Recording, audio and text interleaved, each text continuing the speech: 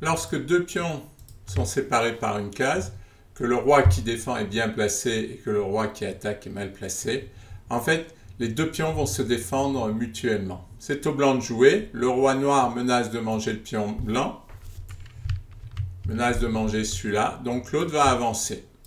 Le roi ne peut pas manger le pion, sinon l'autre va faire dame. Il est obligé de reculer. On a un temps, on amène notre roi. Le roi revient là et on recommence la manœuvre en mettant nos deux pions sur la même ligne. Si le roi vient d'un côté, eh bien le pion avance de l'autre. Et pendant ce temps, on amène notre roi. Chaque fois, on a un temps qui nous permet d'amener notre roi. Et toujours pareil, maintenant, si le roi vient attaquer le pion avance et il va se transformer en dame.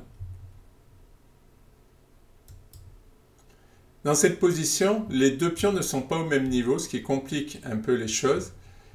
Et il y a des possibilités de pattes, donc les blancs doivent faire très attention.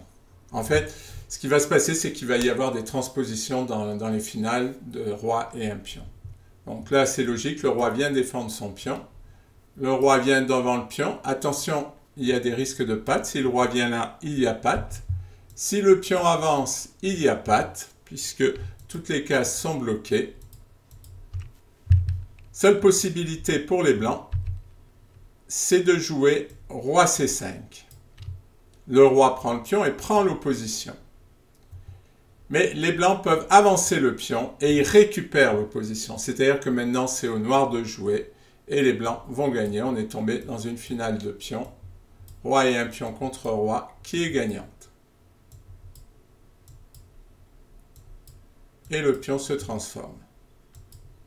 Comme nous sommes au bord de l'échiquier, les chances de nul augmentent. D'ailleurs, cette position est nulle puisque le roi vient attaquer le pion.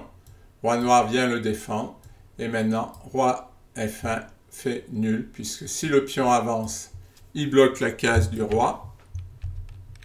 Et si le roi essaie comme tout à l'heure de venir ici pour faire une manœuvre de prise de position, ça ne marche pas. On prend l'opposition, mais le problème c'est que le roi va dans le coin et il y a match nul. Toujours cette problématique du bord de l'échiquier. Cette fois, les blancs vont exploiter le fait que le roi va se retrouver enfermé. On a déjà vu cette thématique dans les finales roi et un pion contre roi. Vous pouvez aller revoir la vidéo. Roi G3 pour aller attaquer le pion. Obligé d'avancer. Et maintenant, nous bloquons le roi. Vous voyez, les vidéos roi et un pion sont disponibles dans la playlist roi et un pion contre roi. Donc, on a bloqué le roi. Maintenant, il est obligé d'avancer son pion. Et maintenant, quoi qu'il se passe, de toute façon, le roi blanc temporisera. Il bloque le roi. Et quand le pion avance, il le mange. Même thème, mais attention, c'est pas tout à fait la même chose. Puisque, en fonction du trait, la position peut être gagnante pour les noirs. Donc là, roi F2 permet de faire nul. Parce que maintenant, on bloque le roi. Et là, c'est fini, puisqu'on est sur les deux cases.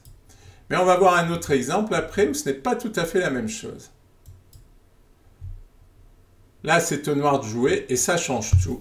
Puisque quand le roi vient en face pour bloquer le roi blanc, en fait, en jouant le pion, comme notre roi est sur cette case, il va pouvoir sortir le roi. C'est-à-dire, on joue le pion. Si le roi mange, eh bien, tout simplement, on sort de l'enfermement. Et si le roi essaie de jouer l'enfermement, le roi sort.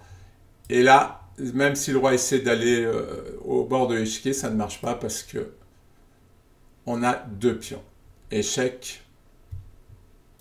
Le roi vient là, pion pousse. Et quand le roi sort, on fait dame. Ces finales demandent un peu de précision, mais nous avons déjà vu les principaux schémas qui vous permettront de naviguer aisément dans ces finales et de savoir quand est-ce que la partie est gagnante ou nulle facilement un petit moment à l'avance.